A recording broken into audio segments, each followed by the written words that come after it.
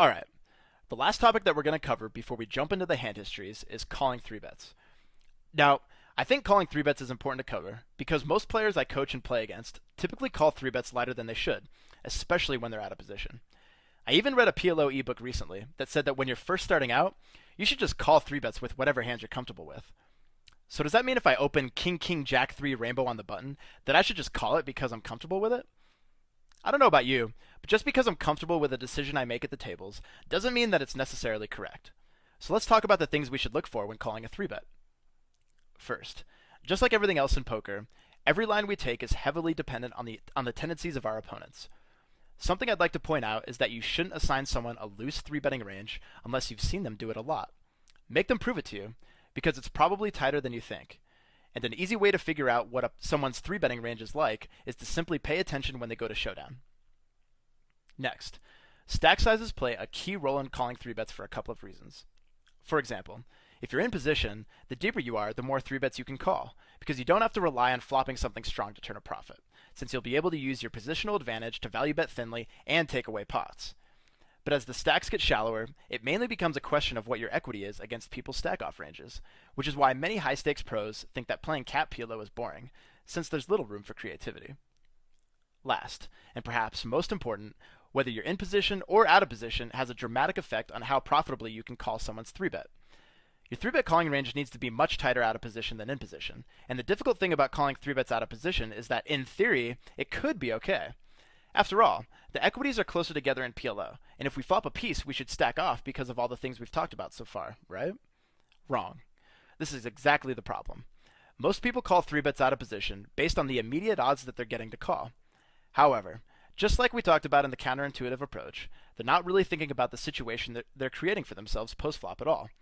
And I know this is true because if they were, they'd see that when you call 3-bets too wide out of position, you end up check folding a lot, or just putting yourself in tougher spots than you have to.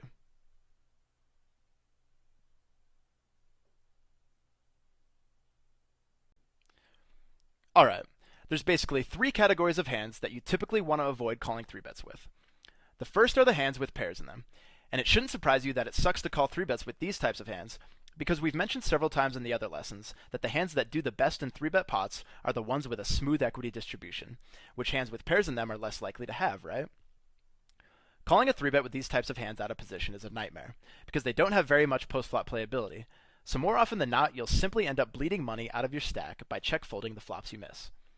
Second, for a couple of reasons, the moderately connected ace-high hands do poorly against typical 3-bet ranges.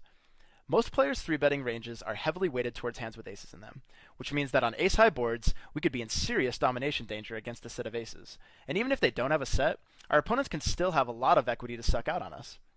For example, if we have a hand like ace-8, 7-5 single-suited on a board like ace-5x, an opponent with an ace and live sidecards, along with some backdoor equity, can have close to 40% equity against us.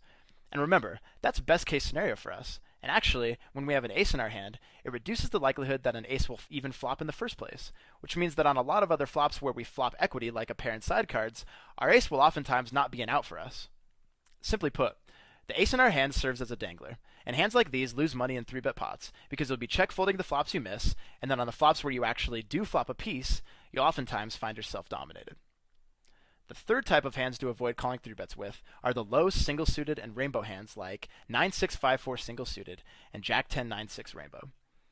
Even though these hands have a smoother equity distribution than the paired hands I mentioned earlier, they still don't play well in 3-bet pots because they flop draws that are dominated too often. In the games where opponents only 3-bet aces and go broke on every flop, that it's profitable to call with almost any 4 unpaired cards. But unfortunately, most players aren't that easy to beat. So against the opponents who have a reasonably balanced 3-betting range, these hands will be getting the worst of it against a variety of stack-off ranges, and are therefore very difficult to play profitably, particularly out of position. Hey, what's going on, guys? Casino Crime here. Now, if you like this video and you want more, then go ahead and click the subscribe button below right now. And if you want to join me for more of my 6 max success secrets and free video tutorials, just click the link to the right. See you inside the trainings. Good luck.